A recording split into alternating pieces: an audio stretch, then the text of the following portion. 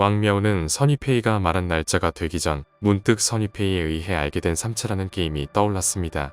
그 게임은 선이페이의 집에 잠깐 방문했을 때 그녀가 VR 장비를 한 채 게임을 하는 모습을 봤고 그 게임의 이름이 삼체였는데 여기서 가장 이상한 부분은 선이페이라는 여자는 절대 게임을 하지 않을 거란 사실이었습니다. 생각이 거기에 미치자 왕미아오는 혼자 있는 시간에 VR 장비를 착용한 채 삼체라는 게임에 접속하게 됩니다. 게임에 접속하고 왕미아오는 그곳이 중국의 고대 국가를 배경으로 한다는 것을 알게 되었습니다. 또한 게임 안에서 주문왕이라는 캐릭터와 주문왕 추종자라는 캐릭터를 통해 게임 내 세계는 항색이라는 온화한 기후와 난색이라는 난폭한 기후가 번갈아 나타나는 세계임을 알게 되었습니다. 항색이는 우리가 알고 있는 온난한 기후와 비슷하지만 난색이 같은 경우는 해가 몇 년간 뜨지 않을 수도 있고 단 30분만 뜰 수도 있고 아니면 태양이 너무 가까워져서 모든 생명을 태울 수도 있고 순식간에 모든 생명을 얼릴 만큼 혹한일 수도 있었습니다. 그리고 특이한 점은 낮이든 밤이든 상관없이 이 세계에서는 별보다는 크고 태양보다는 작은 크기의 비성이라는 천체가 나타났다가 사라지는 현상이 있었는데 많게는 동시에 세 개의 비성이 나타나기도 했습니다. 비성을 우리가 이해하기 쉽게 설명해드리면 달 정도의 크기의 천체가 낮이든 밤이든 수시로 지구 주위에서 관측되며 달처럼 태양의 빛을 반사하는 게 아닌 직접 발광하는 천체입니다. 또한 그 속도나 운동 궤도가 전혀 예측할 수 없다는 점도 달과는 다른 점입니다. 또 하나의 특징은 이 세계의 사람들은 난세기가 되면은 몸의 모든 수분을 기화시켜서 마치 말린 오징어처럼 자신의 신체를 보존할 수 있고 물에 불리면 다시 원래의 모습으로 돌아오므로 이런 혹독한 환경에서도 생존이 가능하다는 것이었습니다. 이 삼체라는 세계의 왕 또는 최고 권력자는 난세기에는 혼자 요새에서 다양한 방법으로 항세기를 예측하여 항세기가 되면 모든 국민의 신체를 다시 물에 불려서 문명을 일으키는 역할을 했습니다. 모든 게임에는 미션이 있듯이 이 게임도 그러했는데 앞에서 설명한 난관을 극복하기 위해서는 난세기와 항세기를 정확히 예측하는 것이 이 게임의 미션인 것이었습니다. 하지만 왕미아오가 만난 주문왕과 그의 추종자는 8개라는 점괘를 통해 이를 예측했지만 항세기라고 추측했던 기간은 고작 8일 만에 난세기를 맞았고 이 난세기는 48년간 지속되었습니다. 그리고 이 문명은 137호 문명이라 명명되었고 왕미아오의 첫 삼체 게임 플레이는 이렇게 끝났습니다.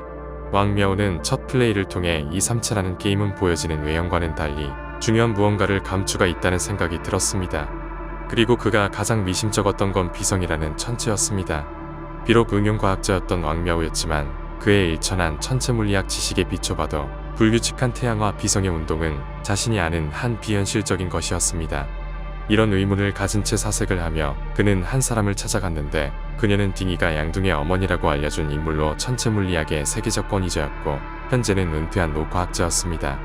그녀의 이름은 예원제이고 삼체 원작에서 가장 중요한 인물 중 한 명입니다.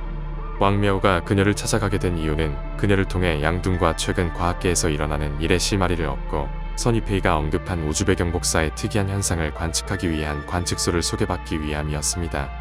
예원제의 집에 방문한 왕미아오는 그녀를 통해 양둥의 어린 시절을 듣게 되었고 이를 통해 어릴 적부터 비범했던 양둥의 과학적 소질에 대해서도 알게 되었습니다.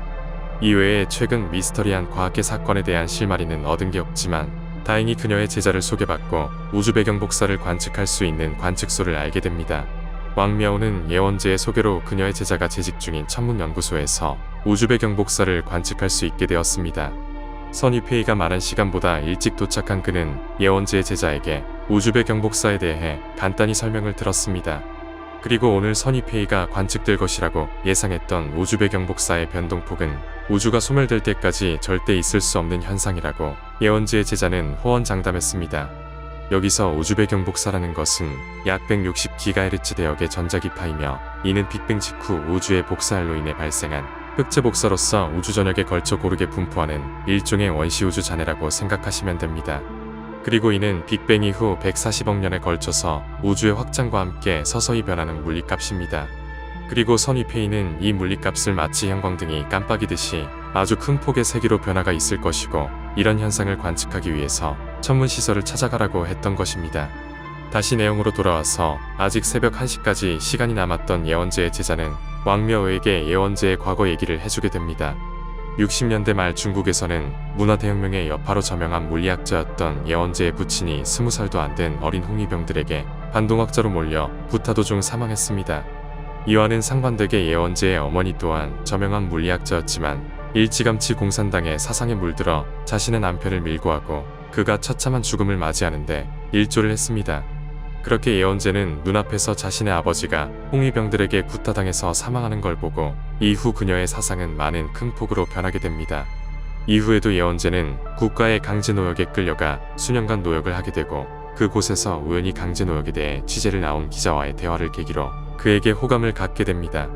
또한 그 기자가 준 침묵의 봄이란 책을 읽으면서 더욱 그와 자신의 생각이 비슷함을 느꼈지만 후에 이 책과 그에게 준 호의에 의해 반동분자로 낙인찍혀 큰 곤경에 처하고 결국 재판을 받게 될 상황에 빠집니다. 이 모든 일은 그 기자가 예언제에게 자신의 죄를 뒤집어 씌워서 생긴 일이었습니다. 이렇게 예언제는 젊은 시절 2번이나 인간의 나약하고 악한 본성을 알게 된 후로 인류에 대한 증오심을 품게 됩니다. 이런 실험과 배신에도 운 좋게 예언제는 그녀의 과학적 재능을 눈여겨 본 군사과학시설의 한 관계자에 의해 홍안이라는 군과학시설로 스카웃되었습니다. 홍안이란 곳은 직경 수십 미터의 파라볼라 안테나가 설치된 통신시설로 처음 그녀가 이곳에 왔을 때는 서방의 통신이나 무기 시설의 교란 전파를 발신하는 곳으로 알고 있었지만 후에 알게 된 내막은 홍안 기지가 외계 문명과의 접촉을 위한 발신 기지라는 사실이었습니다. 그녀의 과거사를 듣는 동안 어느덧 새벽 1시가 다 되어 왕묘와 관측소의 연구원은 우주 배경 복사의 신호를 수신했고 신호의 파동이 말어 안 되게 요동치고 있었습니다.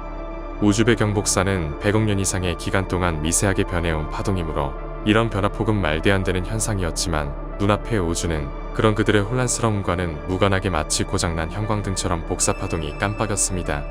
왕묘가 이런 현상을 보고 놀란 마음을 추스린 후 깜빡이는 우주 배경 복사를 기록하여 이를 모스부호와 대조해서 변환한 결과 그를 더욱 경악하게 했습니다.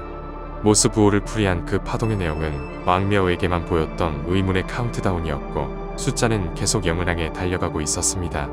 왕묘는 온 우주가 자신에게 나노 연구의 중단을 경고하는 것 같아서 정신이 무너질 것 같았습니다. 하지만 이 모든 사건을 왕묘를 미행하며 은밀히 관찰하고 있는 사람이 있었습니다. 바로 스창. 그는 최근 왕묘를 은밀히 미행하면서 그의 모든 행적을 파악하고 있었고 왕묘가 정신이 무너지기 직전에 그에게 달려가 그가 버틸 수 있게 조언을 해줬습니다. 그리고 이 과정에서 왕묘는 스창에게 2가지 사실을 듣게 되는데 첫 번째는 이 모든 기적들이 사실 기적이 아닌 속임수이다. 두 번째는 이 일의 배후 세력은 왕묘 같은 과학자들에게 과학에 대한 신뢰를 무너뜨려서 인류의 기술을 퇴보시키려 한다는 사실이었습니다. 그리고 스창은 추가로 왕묘에게 3차라는 게임을 더욱 많이 플레이해보라는 충고도 했습니다. 아마도 이 게임 또한 과학의 경계 또는 그 배후 조직에 의해 개발된 것으로 스창은 확신하는 것 같았습니다.